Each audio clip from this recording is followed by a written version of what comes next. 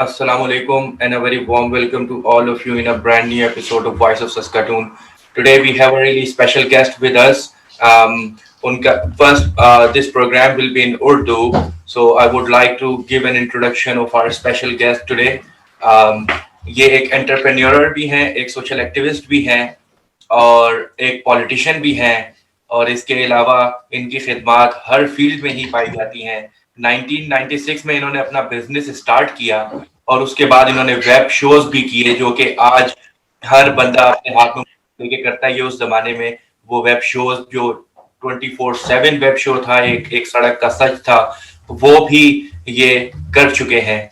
इसके अलावा अगर आप नेशनलिज्म की बात करें और पेट्रियटिज्म की बात करें, हुब्बुल वतनी की, तो इन्होंने उसमें भी एक माइलस्टोन अचीव किया और most people singing national anthem together का 5847 ऑलमोस्ट फिगर इन्होंने अचीव की और लोगों को गैदर करके वो वर्ल्ड रिकॉर्ड बना के Guinness book of world record में ये मेंशन हुआ। इसके अलावा अगर आप इनके पॉलिटिशियन की बात की जाए तो इन्होंने लियारी जदीद लियारी के नाम से जो प्रोजेक्ट है उसमें काफी खिदमत अंजाम दी और एक बहुत ही डाउन टू अर्थ और बड़े आइजी वाले और हमारी रिक्वेस्ट पे इस प्रोग्राम में शामिल हुए हैं मिस्टर आबिद बेली साहब। अस्सलाम वालेकुम आबिद भाई and welcome to our show. वालेकुम अस्सलाम, बहुत बहुत शुक्रिया आप लोगों ने इनवाइट किया मुझे। आप कैसे हो? ठीक ठाक हो? अल्हम्दुलिल्लाह। आबिद भाई ये बताइए, ये सफर जो बहुत सारी चीजों का इम्तिजाज रखता है, मिक्सचर है, पॉलिटिशियन हो, एंटरप्रेन्योर हो, ऑनलाइन ई कॉमर्स पे काम करना हो, सर इसकी मोटिवेशन और इतना पैशन आप में कहाँ से आया कि आप हर फन मौला हो गए? यार, पैशन तो है लेकिन हर फन मौला तो अभी तक नहीं हुआ ना। मैं अपने आप को कहता हूँ मैं हर फन मौला हूँ। बस कोशिश जारी है, हर फन मौला होने की कोशिश जारी है। और पैशन ये है कि बस मैं कुछ ऐसा करूं जो दूसरों ने ना किया हो और कुछ ऐसा करूं जो फिर बाकी बहुत सारे लोग वो कर सकें। कोई ऐसी चीज जो लोग करने से पहले डरते हों और जब कोई चीज कोई बंदा कर लेता है ना तो फिर उसके सामने बहुत सारी जो है वो स्टेप्स होते हैं कि इसी तरीके से ये करना है। तो मेरी जो पूरी हिस्ट्री रही है उसमें जितने भी मैंने कारोबार शुरू किए हैं तो वो शुरू करने के बाद जब बहुत सारे लोग उसमें आ जाते हैं तो फिर मैं वो काम छोड़ देता हूँ। तो बस इसी तरह सफर चल रहा है। जबरदस्त आबिद भाई।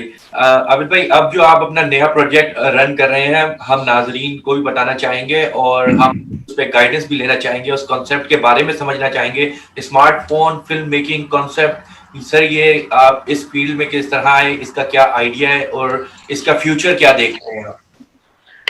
देखो, मेरी जो पूरी हिस्ट्री रही है ना, तो जैसे साइबर कैफे जब कोई नहीं इस पे काम कर रहा था तब मैंने साइबर कैफे का कॉन्सेप्ट लिया था इंडिया से। ठीक है, उसके बाद ई कॉमर्स दुनिया की जो है वो 22वीं कंपनी थी, पाकिस्तान की पहली थी bellycity.com। 2010 में मैंने उसको सेल आउट किया था और जिनको सेल आउट किया था उनके साथ कॉन्ट्रैक्ट था कि 10 साल तक मैं कोई ई कॉमर्स वेंचर नहीं कर सकता। तो इस वजह से फिर मैंने ई कॉमर्स तो ऑब्वियसली कोई नहीं कर सकता था, तो दूसरे काम किए इस दौरान। वेब टीवी लॉन्च किया 24/7 के नाम से, तो यूट्यूब पाकिस्तान में बैन हो गया तो फिर हमें वो बंद करना पड़ा। फिर नेशनल एंथम के रिकॉर्ड की तो आपने अभी बात की, लेकिन साथ ही साथ मैंने एक एम मैचर के नाम से एक सॉफ्टवेयर डेवलप करवाया था जो कि OLX जो उस वक्त वेब बेस्ड था, हमारा एम मैचर जो था वो SMS बेस्ड था। और SMS पे लोग अपने इंटरेस्ट बाई एंड सेल के जो है वो प्लेस करते थे थ्रू वारिद और जोंग। और ये एक अच्छा प्रोजेक्ट था। उसके बाद मैंने इसको डायलॉग एक्सियाटा श्रीलंका की कंपनी उनको सेल किया था। ये जो आई स्मार्ट फिल्म्स का है, ये उसी दौरान एक आइडिया पिच हुआ था कि भाई स्मार्टफोन जो है, ये 2007 में जब फेसबुक आया था ना, तब एक सॉफ्टवेयर था QIK जिसको फिर स्काइप ने खरीद लिया था। वो QIK ये करता था कि आप उसको फेसबुक के साथ अपने प्रोफाइल के साथ इंटीग्रेट कर लो और आप जो भी वीडियोस बनाओगे वो आपके फेसबुक पे आएगी। और ये मैं 2007 की बात कर रहा हूँ, फेसबुक लाइव तो उस वक्त किसी के गुमान में भी नहीं था। तो मैं अक्सर और बेशतर जो है ना वो वीडियोस बनाता था। कोई बगैर नंबर प्लेट की कोई गाड़ी जा रही है तो मैं उसकी वीडियो बना ली कि देखें इस तरह के मसाइल भी हैं। और कोई भी कराची को कोई मसला होता था तो मैं उसकी वीडियोस बनाना शुरू कर देता था और मेरे वो प्रोफाइल पे लाइव हो जाती थी। तो शौक तो वहीं से था। और मैंने इस तरह की बहुत सारी कैंपेन्स की थी अपने आई ओन पाकिस्तान प्लेटफॉर्म से कि अपना मोबाइल उठाओ और अपने मोहल्ले की जो भी परेशानी है उसको कैप्चर करो और दुनिया के सामने लेके आओ, या अगर तुम्हारे पास कोई सोल्यूशन है तो अपने मोबाइल फोन उठाओ और वो सोल्यूशन दुनिया को बताओ। तो ये कैंपेन इस तरह की मैंने बहुत सारी की थी। अमेरिका में एक साहब हैं रूबेन कजनसेव, उन्होंने पहला स्मार्टफोन फेस्टिवल करवाया अमेरिका न्यूयॉर्क में, iPhone F iPhone film festival के नाम से। तो उनको मैं ऑब्वियसली फॉलो कर रहा था। और दूसरा ये कि दुनिया में 2008 में पहली फिल्म बनी है स्मार्टफोन पे जो बाकायदा सिनेमा पे दिखाई गई है, ऑल्दो कि वो 2K पे थी तो पिक्सल्स के और इश्यूज थे, लेकिन अब जो फिल्म्स आईफोन के आने के बाद जो बनना शुरू हुई 2011 में जब पहली दफा आईफोन आया था, तब उसमें जो फिल्म बनी दूसरे नामों से, नाम तो मुझे याद नहीं है, तो वो बाकायदा सिनेमास पे जो है वो स्क्रीनिंग होनी शुरू हुई उनकी, तो वहां से ये कॉन्सेप्ट जो है वो बिल्ड होना शुरू हुआ। और जब 2015 में मैंने इस कंपनी को लॉन्च किया था पाकिस्तान में, और जियो न्यूज के रिपोर्टर्स को बाकायदा ट्रेन भी हमने किया था for the local government election. और K21 हम न्यूज, उस वक्त हम न्यूज तो नहीं था, हम टीवी की कुछ न्यूज रिपोर्ट्स बना करती थी, तो वहां हमने उनको ट्रेन भी किया कि कैसे वो स्मार्टफोन को यूज करते हुए न्यूज रिपोर्ट बना सकते हैं और अपने मोबाइल से ही उसको एडिट करके अपलोड भी कर सकते हैं। फिर 2015 में जो कि मेरे पास जितने फाइनेंस थे वो सारे मैंने स्पेंड कर दिए थे इस प्रोजेक्ट पर, तो उसके बाद मैंने फिर इस प्रोजेक्ट को होल्ड कर दिया था। अच्छा, ये जो फेस्टिवल है ये इंटरनेशनल है। 2015 में पाकिस्तान में पहली दफा हो रहा था, इनफैक्ट एशिया में भी ये पहली दफा हो रहा था। और आई स्मार्ट फिल्म जो है वो 9th कंपनी थी दुनिया में जो ये फेस्टिवल करवा रही थी। उससे पहले 8 हो चुके थे। तो 6 जो फेस्टिवल थे वो हमारे साथ पार्टनरशिप में थे, 2 जो है वो अपना होल्ड कर चुके थे प्रोजेक्ट, और अब जो है वो तकरीबन 14th है।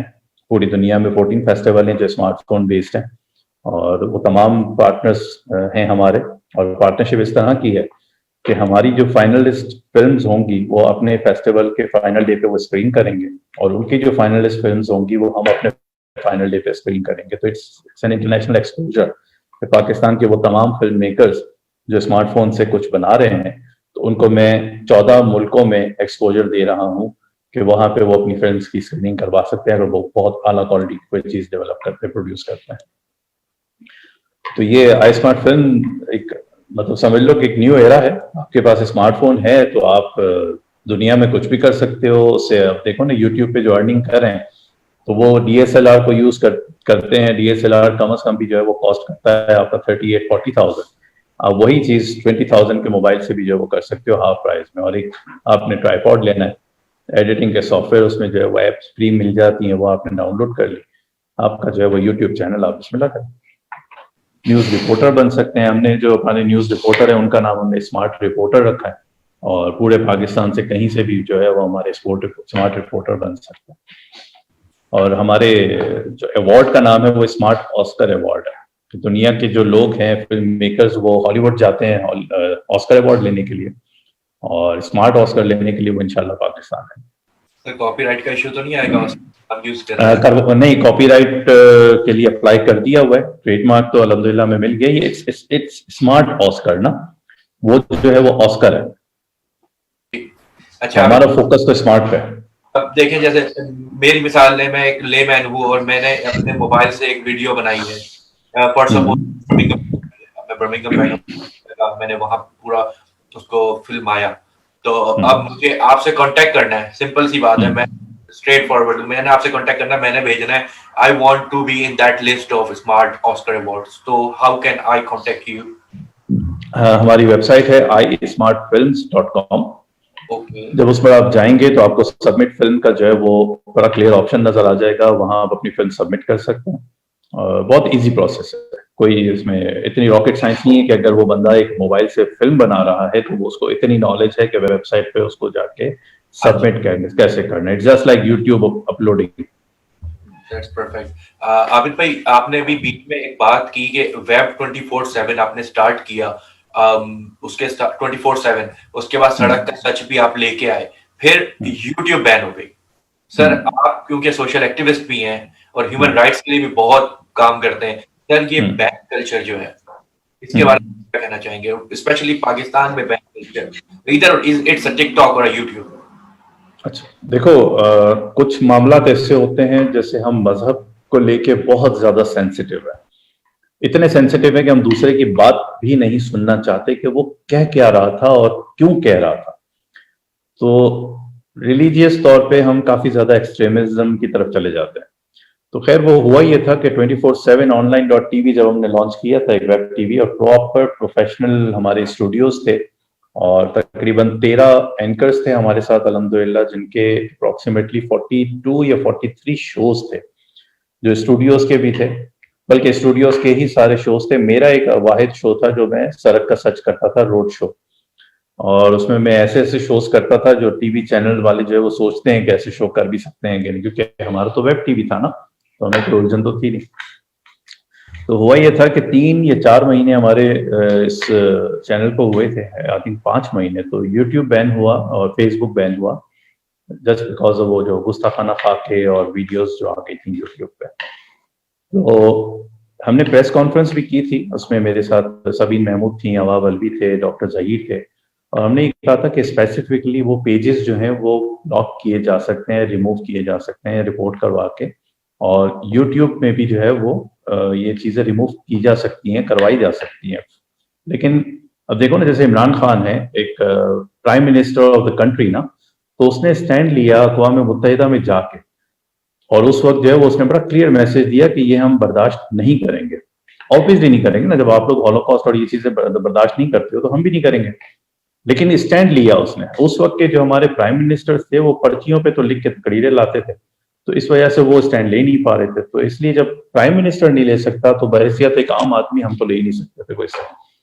तो खैर वो यूट्यूब जब बैन हो गया, उसकी वजह से काफी लोगों को नुकसान हुआ, क्योंकि उस वक्त भी व्लॉगर्स तो आ चुके हुए थे दुनिया भर से, जो वो व्लॉगिंग कर रहे थे, तो पाकिस्तान में भी थे व्लॉगर्स और पैसे बना रहे थे, तो वो उनका बेचारों का कारोबार बंद हो गया और हमारा कारोबार भी बंद हुआ, क्योंकि उस वक्त जो है वो 2G इंटरनेट था, 3G 4G तो था नहीं पाकिस्तान में, तो HD वीडियोस तो चलती ही नहीं थी, और यूट्यूब जो था वो उस वक्त HD पे था नहीं। डेली मोशन की जो क्वालिटी थी वो बिल्कुल नहायत ही घटिया थी, तो उस पर तो हम वीडियोस अपलोड कर नहीं सकते थे, तो फिर हमें अनफॉर्चुनेटली बंद करना पड़ा, अदरवाइज हमें एडवर्टाइजर्स भी जो है वो आ चुके हुए थे हमारे पास।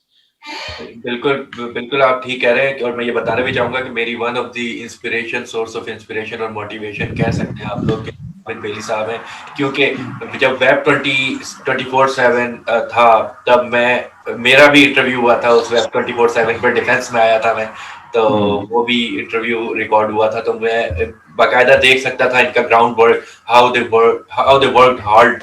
फैसल भाई भी उसमें इंक्लूडिंग है, Faisal Qureshi I think journalist, Faisal Qureshi वो फाउंडर थे मेरे साथ उसमें। हाँ एग्जैक्टली, तो उनकी बड़ी काविशें आपके साथ, आप दोनों रियल हीरोज हैं।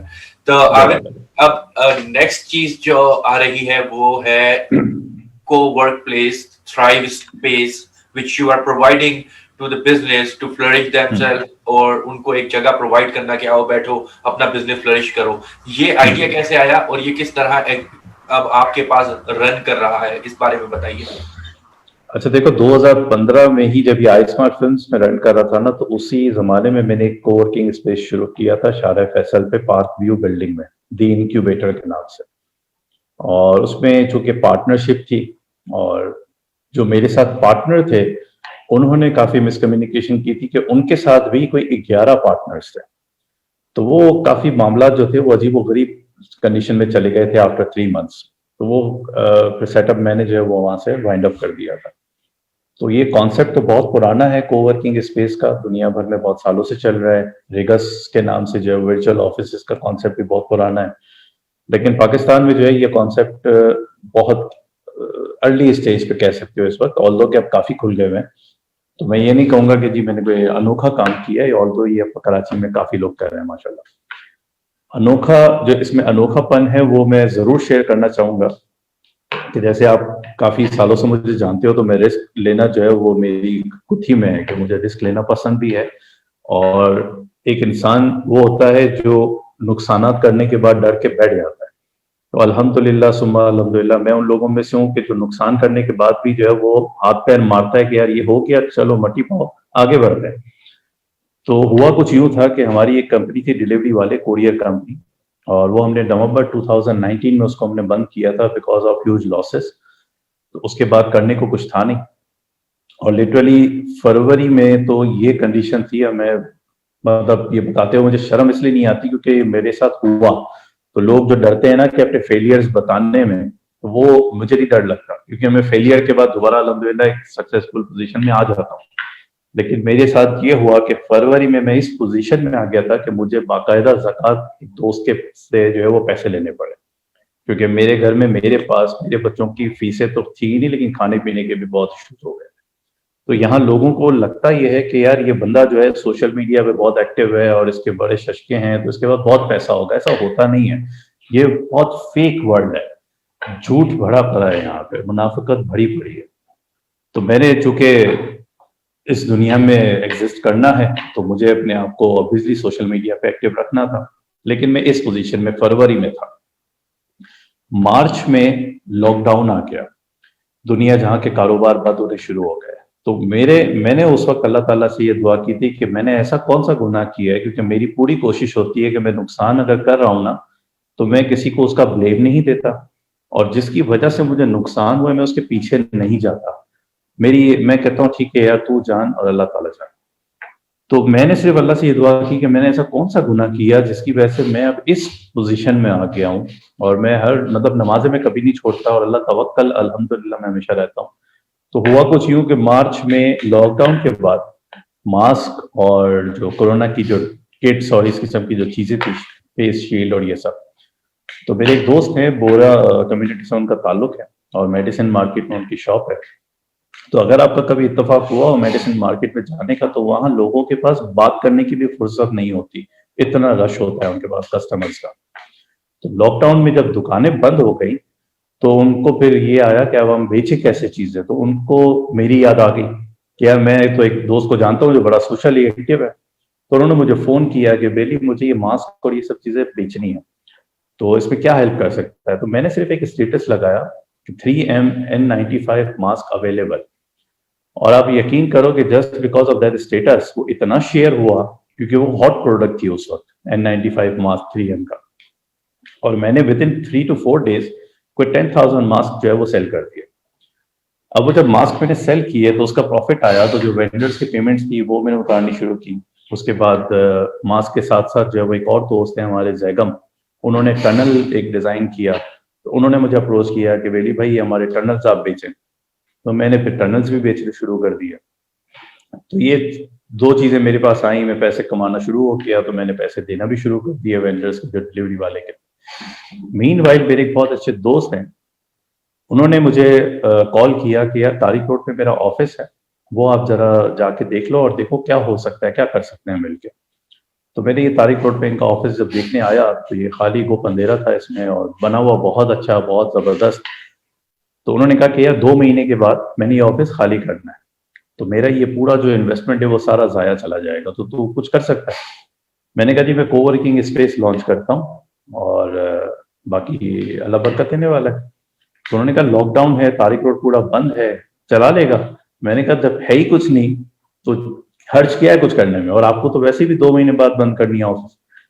तो उन्होंने बहुत साथ भी दिया, और डील हमारी ये हुई कि जी 2 महीने का जो लॉस है वो बेयर करेंगे, और 2 महीने के बाद जो है वो फिर all over this space is mine.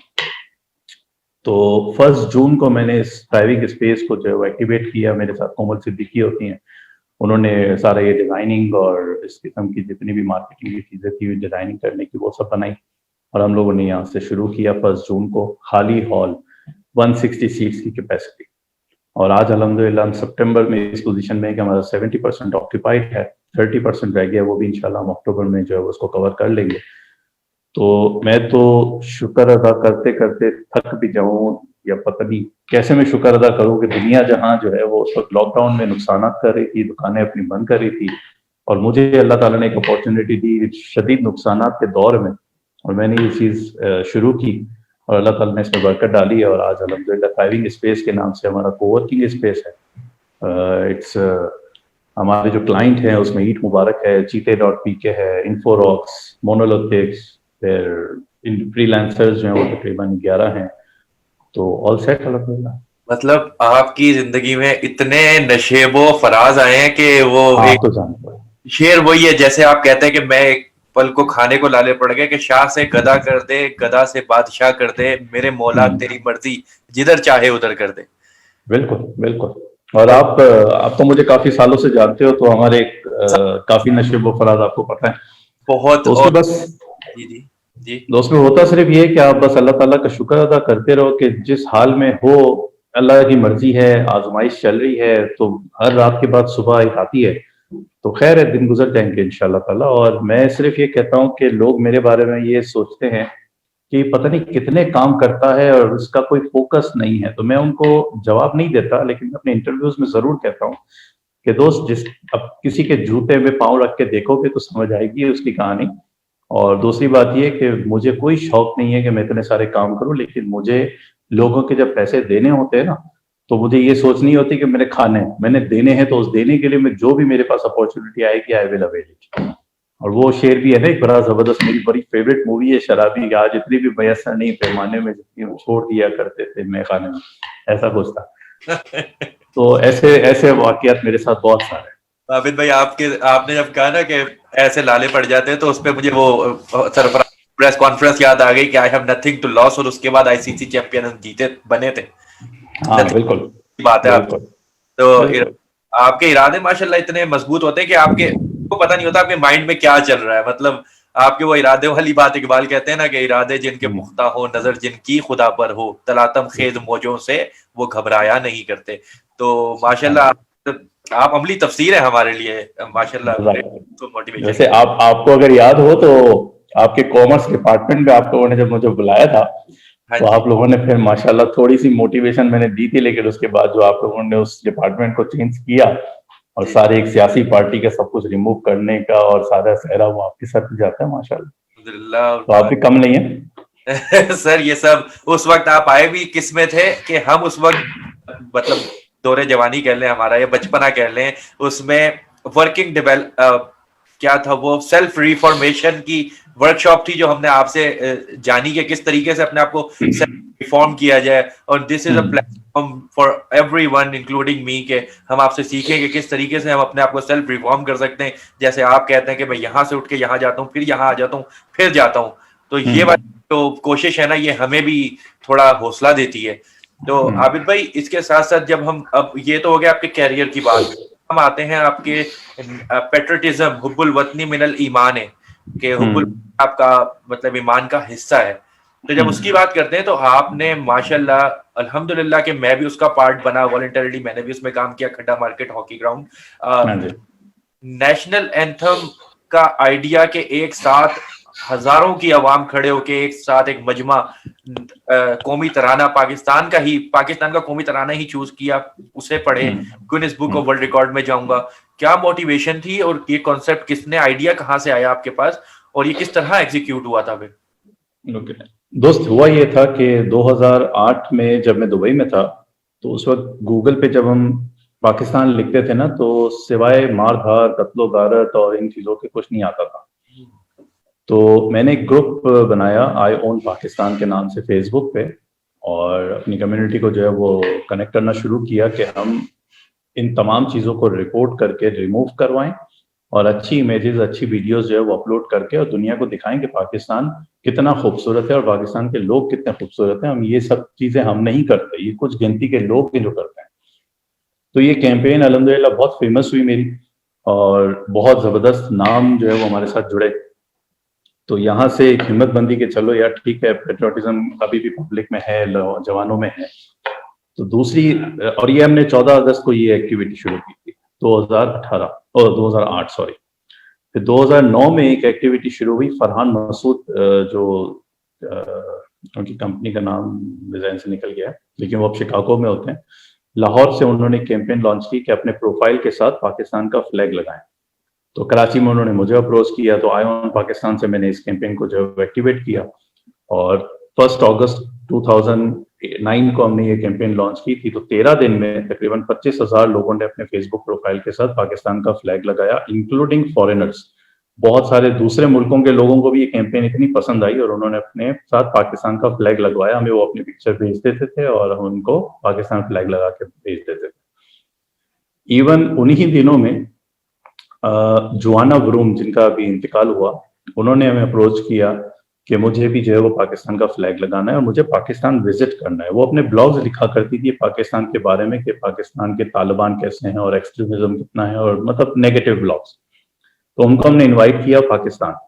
75-year-old lady Karachi stick पे जब आई तो उनको हमने पहले कराची घुमाया, फिर लाहौर फरहान मसूद के पास भेजा, उन्होंने उनको पंजाब घुमाया। फिर हमारे एक और दोस्त है पेशावर में, उन्होंने उनको केपी के घुमाया। जब वो वापस कराची आई तो वो जोआना ग्रूम बिल्कुल बदल चुकी और उन्होंने कहा कि मैंने ऐसा पाकिस्तान देखा है जो कि मैंने कभी सोचा भी नहीं था।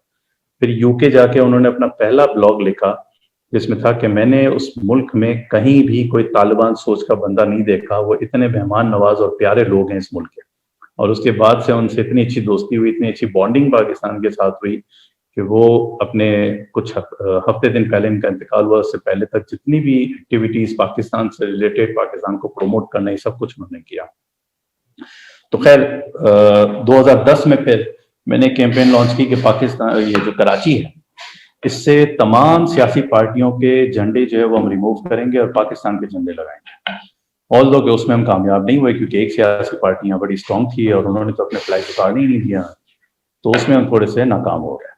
लेकिन उसके अगेंस्ट मैंने किया ये कि मैंने इमरान खान का सबसे पहला जो कराची का इवेंट था, मैं पाकिस्तान हूँ के नाम से अनाउंस किया और उसमें हमने बहरिया ऑडिटोरियम में इमरान खान का एक इवेंट करवाया। तो उससे लोगों को ये फील आई कि मैं शायद इमरान खान को फॉलो करता हूँ। मैंने सिर्फ एक कोशिश की थी अपनी तरफ से कि ये शहर किसी एक सियासी पार्टी का नहीं है, दूसरी पार्टियों का भी है, दूसरे लोगों का भी है, हम सब का है। तो एक तरह से मैं उस सियासी पार्टी का एंटी हो गया था।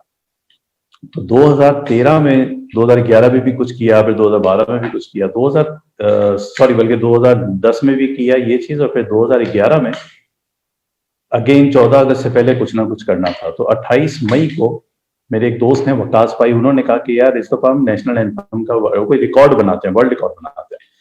तो मेरे एक दोस्त को मैंने लगाया कि सर्चिंग करो क्या क्या रिकॉर्ड्स बने हैं जिनको हम ब्रेक कर सकते हैं। तो उन्होंने इस नेशनल एंथम के रिकॉर्ड का जो है वो हमें बताया। तो इसकी छोटी सी एक स्टोरी है, माजरत के मैं टाइम ले रहा हूँ।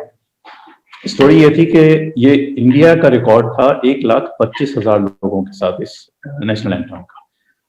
तो हमने जो रिकॉर्ड ब्रेक करना था उसके लिए हमें 1,26,000 समथिंग लोग चाहिए थे, जो कि एक बहुत बड़ा नंबर था। और कराची के जो हालात थे, बॉम्ब ब्लास्ट पूरे पाकिस्तान में हो रहे थे, लेकिन कराची खासतौर पे बहुत ज्यादा टेंशन वाले माहौल में था। तो हमें गवर्नमेंट ने तो परमिशन दी नहीं, इतना बड़ा रिस्क कौन लेता। लेकिन हम भी लगे रहे और हमने अपनी कोशिश जारी रखी, मार्केटिंग करते रहे, टीवी चैनल्स पे जाते रहे। तो एक दिन जो है वो एक दोस्त ने नोटिस करवाया कि ये जो इंडिया का नेशनल एंथम का रिकॉर्ड है, तो इनका नेशनल एंथम तो जन गण मन समथिंग है और ये रिकॉर्ड इन्होंने बनाया है वंदे मातरम का, तो ये तो नेशनल सॉन्ग है इनका। तो इमीडिएटली मैंने जो है वो कंप्लेन लॉन्च कर दी गिनीज वर्ल्ड रिकॉर्ड में कि भाई ये तो इनका नेशनल एंथम है ही नहीं। तो उस पे जवाब आते आते जुलाई आ गया। 27 जुलाई को हमें ईमेल रिसीव हुई गिनीज वर्ल्ड रिकॉर्ड से कि भाई ये जो रिकॉर्ड था ये वाकई आप लोगों की कंप्लेंट ठीक थी, हमने इसको रिमूव कर दिया है इस कैटेगरी से, वो नेशनल सॉन्ग की कैटेगरी में है। नेशनल एंथम का जो अब रिकॉर्ड आ गया है वो फिलीपाइंस का है 5,220 लोगों के साथ। तो कहाँ 1,25,000 का टारगेट था और कहाँ हम आ गया 5,220। हमने कहा ये तो कोई मसला नहीं है, इंशाल्लाह हम इसको एक्टिवेट कर लेंगे। तो मैंने 2 कैंपेन्स लॉन्च की थी। पहली कैंपेन ये थी कि हमारी जो टीम है वॉलंटियर्स की, वो जगह जगह पैदल पैदल जाएंगी और अचानक से जब देखेंगे कि अब कुछ रश लगना शुरू हो गया तो वो कहीं ना कहीं खड़े हो जाएंगे और नेशनल एंथम पढ़ना शुरू कर देंगे। तो लोग उनसे कहेंगे भाई क्या कर रहे हो आप लोग यहाँ पे, तो वो वहां ये अनाउंस करेंगे कि हम 14 अगस्त को वर्ल्ड रिकॉर्ड बनाने जा रहे हैं, तो आप लोग जरूर आइएगा। तो ये कैंपेन हमारी बड़ी फेमस हुई। फिर FM चैनल्स जितने भी थे, तो वहां मेरे वॉलंटियर हर प्रोग्राम में कॉल करते थे कि हमने सुना है कोई वर्ल्ड रिकॉर्ड इवेंट हो रहा है, तो आपको उसका कुछ पता है। तो उसके पास तो एक सवाल गया ना, तो अब एक तरह से हमारी मार्केटिंग भी हो गई और उसको जवाब देना पड़ गया। तो ये 2 चीजें की थी जिसकी वजह से बहुत हमारा ये फेमस हुआ अल्हम्दुलिल्लाह। और 13 अगस्त की रात को फिर हमने ये रिकॉर्ड बनाया। खड़ा मार्केट डिफेंस आप भी थे और वहाँ की तो स्टोरी बिल्कुल ही अलग थी कि किस तरह लाइटें जा रही थी और बारिश हो रही थी और कैसे अल्लाह ताला ने वो काम करवा दिया। इस खोल के हमने गुजारा किया था। हाँ जी, हाँ, जबरदस्त, बहुत ही यूज करने वाला वाकया था ये। इंटरेस्टिंग नहीं, मुझे पता था national song and national anthem का फर्क। और ये 1.5 लाख यही सोच रहा कैसे तोड़ेंगे हम हमने तोड़ा भी है कि नहीं, शक में पड़ उस इवेंट में भी अल्लाह ताला ने बहुत साथ दिया था। मतलब किस तरीके से वो इवेंट हुआ, वो हमारे बस से तो बाहर। हाँ जी बिल्कुल। आबिद भाई, तो ये हो गया आपकी पेट्रोटिज्म की बात और आपके कैरियर की बात। तो फाइनली बात करेंगे आपके फाइनल सेगमेंट में एज अ पॉलिटिशियन, NA 246 की बात करेंगे, पाक सरजमी पार्टी की बात करेंगे, मुस्तफा कमाल की बात करेंगे। सर, किस तरह पॉलिटिक्स में आने का क्यों आपको लगा कि मुझे भी पॉलिटिक्स में आना चाहिए, और ये पार्टी ही चूज करना क्यों आपने मुनासिब समझा? देखो, पॉलिटिक्स में आना चाहिए ये तो मैंने तुम्हें बताया ना कि आई ऑन पाकिस्तान जब प्रोजेक्ट लॉन्च किया था तो उसी वक्त से था, क्योंकि हम ये कहते थे कि यार ये पॉलिटिक्स सारे करप्ट हैं, चोर हैं, हरामी हैं। हम उनसे ही फिर उम्मीदें भी लगा के बैठे हुए थे कि हमारे मुल्क को तरक्की में लाएंगे। तो अच्छे लोग जो है वो पॉलिटिक्स में जाते ही नहीं थे कि यार जाएंगे और बदनाम ही होंगे। तो मैं उस वक्त भी अपने सेशंस में कहता था कि भाई जब तक आप सियासत में खुद नहीं आओगे तब तक ये मुल्क के हालात बदलने वाले नहीं है। और मैंने जब इमरान खान का इवेंट करवाया था मैं पाकिस्तान हूँ के नाम से, तो उस वक्त हमारी जो है वो क्लैशेस शुरू हो गए थे उस सियासी पार्टी के साथ। फिर मेरी ऑनलाइन जो कंपनी थी तो उसमें भी एक मिसहैप हुआ था जिसकी वजह से साबका मेयर वसीम अख्तर के साथ डायरेक्ट जो है वो अटैक चल रहा था। तो इस किस्म की काफी जो है वो फिर एक मैंने रैली करवाई थी जिसमें अल्हम्दुलिल्लाह वो रेमंड डेविस के मामला जब हुए थे तो पाकिस्तान के 30 शहरों से दोपहर 3 बजे एक रैली निकाली थी हमने कि रेमंड डेविस लो, आफिया दो। तो ये बड़ी एक फेमस हमारी कैंपेन हुई थी। तो मेरे साथ जो लोग जुड़े हुए थे 30 शहरों से माशाल्लाह, क्योंकि हमारे वो पाकिस्तान रेवोल्यूशन मूवमेंट वाले भी थे और पाकिस्तान यूथ मूवमेंट वाले भी थे और बहुत सारे लोग थे हमारे साथ। तो मैं उनको सिर्फ कहता था कि यार सियासत में आए बगैर नहीं मामला हल होंगे, क्योंकि ये MPA MNA ये कुछ नहीं करना चाहते और ये सिर्फ पैसे खा रहे हैं और उसमें से कुछ चिल्लर जो है वो हमें दे देते हैं कि जो लो जी ये लो अपने इलाके में काम करवा लो। तो मैंने फिर फाइनली जो है वो खुद ही जो है वो as an independent candidate Lyari से जो है मैंने काम शुरू किया। अच्छा, मेरी जो कैंपेन थी वो भी बड़ी इंटरेस्टिंग लोगों को लगती थी क्योंकि मैं वोट नहीं मांगता था, मैं डोर टू डोर जा रहा था, क्योंकि उनके जितने मेरे पास ना पैसे थे और अगर होते भी तो मैं इतने खर्चे ना करता। तो मेरे पास तो गिनती के कुछ लाख रुपए थे। तो मैंने door to door campaign launch की और मैं डोर टू डोर जाके ये बात करता था कि मुझे इस दफा वोट नहीं देना, वोट मुझे देना 2023 में। ये 5 साल जो है वो हम मिलके काम करेंगे और लियारी को बदलेंगे। तो लोग वैसे ही बड़े परेशान होते थे कि बंदा वोट ही नहीं मांग रहा। तो मैं एक बात और भी कहता था कि इस दफा मुझे तो वोट नहीं देना, लेकिन किसी इंसान के बच्चे को देना जो तुम्हारी जिंदगी बदले आगे, वरना तुम इसी तरह रोते रहोगे, क्योंकि फिर 5 साल बाद इलेक्शन है। तो ये मेरी छोटी सी कैंपेन थी। अच्छा, जब इलेक्शन हुए तो मुझे 770 वोट मिले अल्हम्दुलिल्लाह लियारी से, जमानत मेरी जब्त नहीं हुई। तो 770 जब वोट मिल गए तो वहां के जो लोग थे उन्होंने कहा कि अभी भाई हमने तो आपको वोट दिया, ऑब्वियसली जीतना तो मैंने था भी नहीं, इंडिपेंडेंट कैंडिडेट की तो तारीख है पाकिस्तान में, कभी वो जीता नहीं। तो मुझे भी पता था मैं जीतूंगा तो नहीं, लेकिन मेरे साथ बहुत सारे बच्चे जुड़े वहां पर अल्हम्दुलिल्लाह। फिर हमने जदीद लियारी के नाम से एक प्रोग्राम लॉन्च किया जिसका पहला जो पार्ट था वो था लियारी लंच सर्विस, जिसमें खवातीन लियारी की जो है वो खाना बना रही थी और लियारी के जो लड़के थे उन्होंने खाना सेल करना था। तो हमने 3 जगहों पे कियोस्क लगाया अल्हम्दुलिल्लाह। और उस कियोस्क के बाद वहां से सेल जब शुरू हुई तो हमने फिर एक और प्रोजेक्ट लॉन्च किया, लियारी लॉन्ड्री सर्विस। फिर एक तीसरा प्रोजेक्ट लॉन्च किया, लियारी फ्रोजन फूड। और फिर लियारी नीमको हमारा प्लान में था, लेकिन चूंकि मेरा एक वीक पॉइंट है, मुझसे लोगों से पैसे नहीं मांगे जाते, मैं इन्वेस्टमेंट्स रेज नहीं कर पाता। तो जो मेरे साथ खुद जुड़ जाए तो जुड़ जाए। तो वो फिर प्रोजेक्ट जो था वो जितनी मेरे पास फंड्स थे उसके साथ मैंने वो प्रोजेक्ट जितना मैं चला सकता था मैंने चलाया। फिर 2019 के एंड में जो है मैंने उस प्रोजेक्ट को बंद किया जदीद लियारी को, क्योंकि वो इतना कोई फ्लरिश हो नहीं पा रहा था, इतनी इनकम नहीं जनरेट कर पा रहे थे कि जैसे हम सर्वाइवल की पोजीशन पे जाते। लेकिन वहाँ के लोग अभी भी जो है वो मुझे कहते हैं कि जी आप तो दोबारा से इलेक्शन लड़ें। लेकिन फिर हुआ ये कि मुस्तफा कमाल जो थे वो बहुत अच्छे दोस्त भी हैं मेरे, और जब 2016 में तो बाद में आए थे, लेकिन जब मेयर थे तो उस वक्त भी फैसल कुरैशी की वजह से हमारा दोस्ताना अच्छा था और काफी वो प्रोग्राम्स मन के आना जाना और सारी चीजें।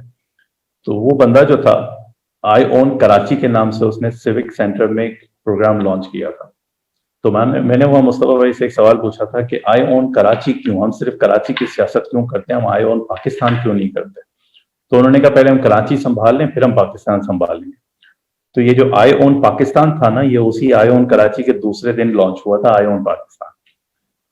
तो ये दोस्ताना जो था ये उस जमाने से था। खैर 2016 में जब वो आए हैं तो उन्होंने वाकई एक ऐसा काम किया कि उस पार्टी के अगेंस्ट होना तो मौत की सजा होती थी।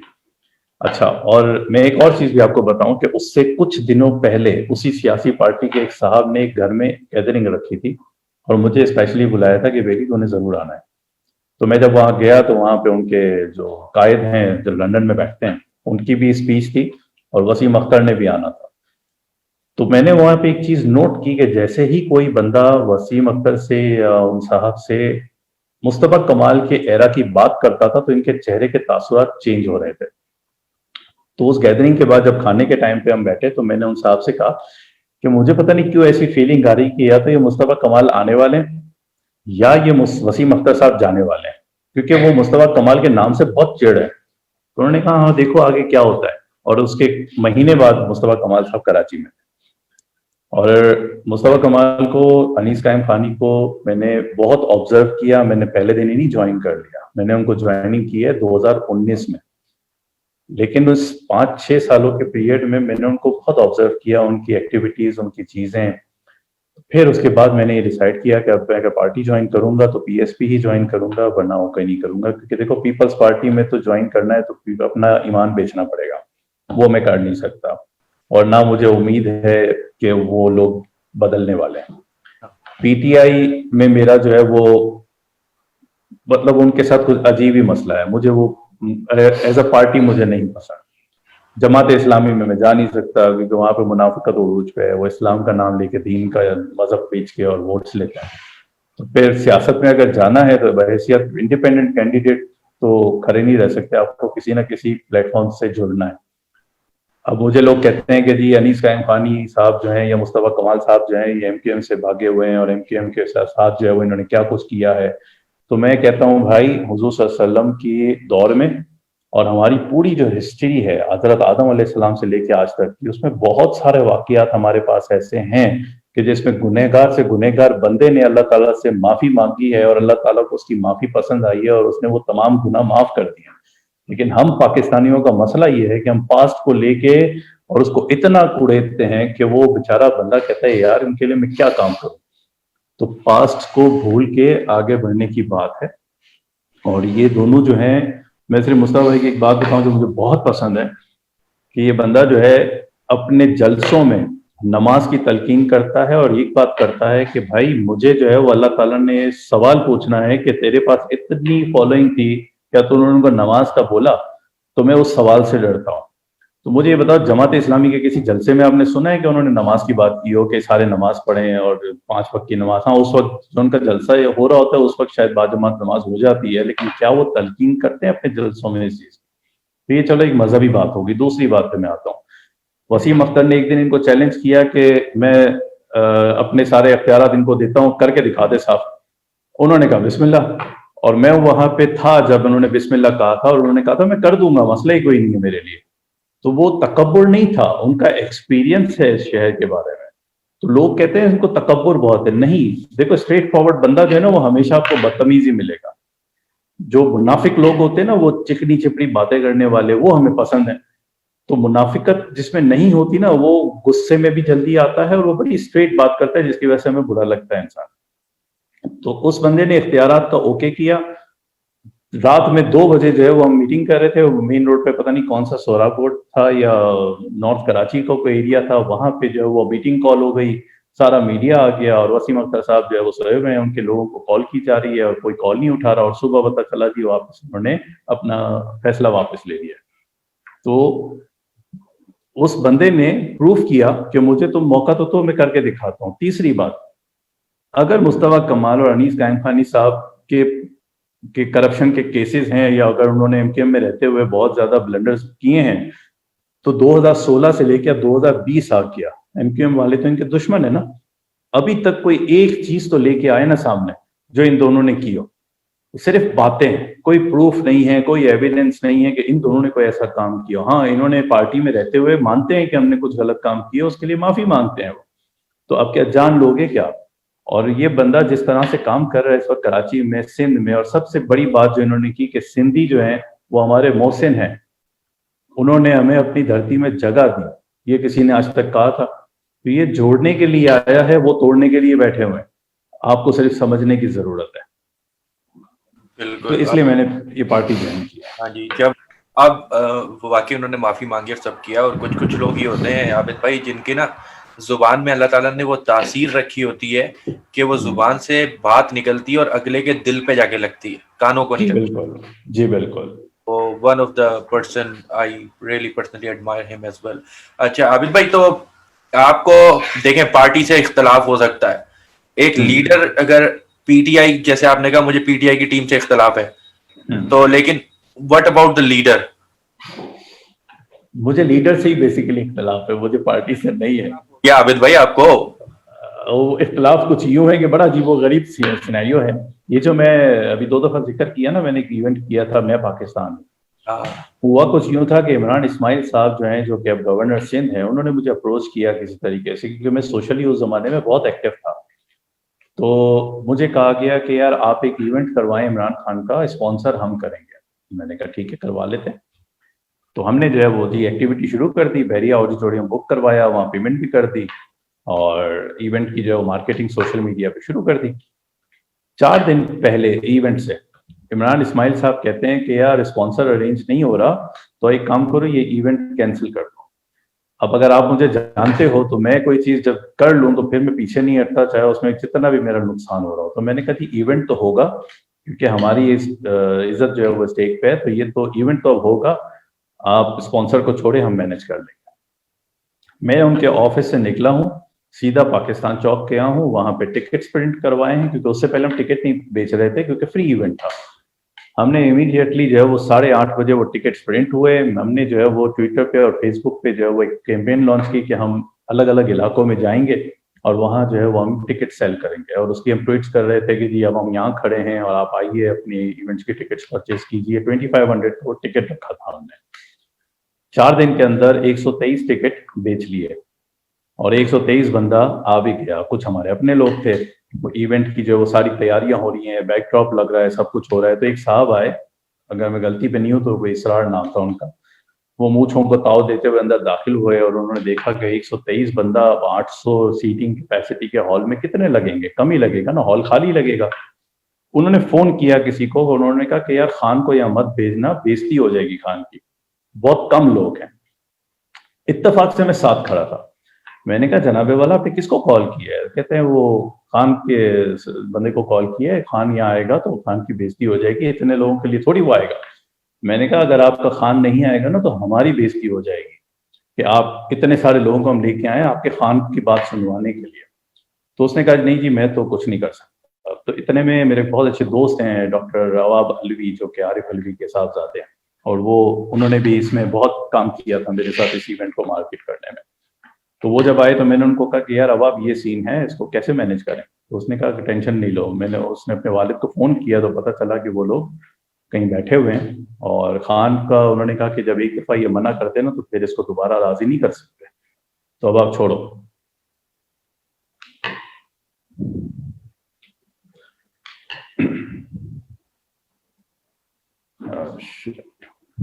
एक सेकेंड यार। जी जी, एक सेकेंड जी। तो उसमें ये हुआ कि फिर हमारे जो साहब थे अवाब जो थे, अवाब ने उनको कॉल किया। तो मैंने कहा पूछो ये बैठे कहाँ पर है? तो पता चला फिरदौस नकवी साहब के PECH के घर में बैठे थे। तो मैंने कहा इनसे परमिशन लो, मैं इन सारे लोगों को लेके वहाँ आ रहा हूँ। और मैंने स्टेज पे जाके अनाउंसमेंट की कि MKM के थ्रेट की वजह से इमरान खान साहब जो है वो यहाँ नहीं आ सकते, तो हम सारे जो है वो फिरदौस नकवी के घर जा रहे हैं।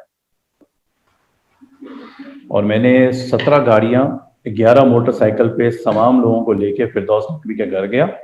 वहाँ मैंने इमरान खान साहब की स्पीच करवाई। फिर उसके बाद मैंने एक सवाल पूछा कि आप किस किस्म के लीडर हैं कि हमने आपके लिए MKM के अगेंस्ट जाके इवेंट करवाया और आप जो है वो आने के लिए तैयार नहीं थे। तो पीछे इमरान इस्माइल साहब ने उनको आवाज़ लगाई, यार लेट्स गो, हमें डिनर पे भी पहुंचना है, बहुत लेट हो गया। तो दैट वाज द टाइम कि मैंने कहा कि यहाँ काम करने का कोई मेरा इरादा नहीं है।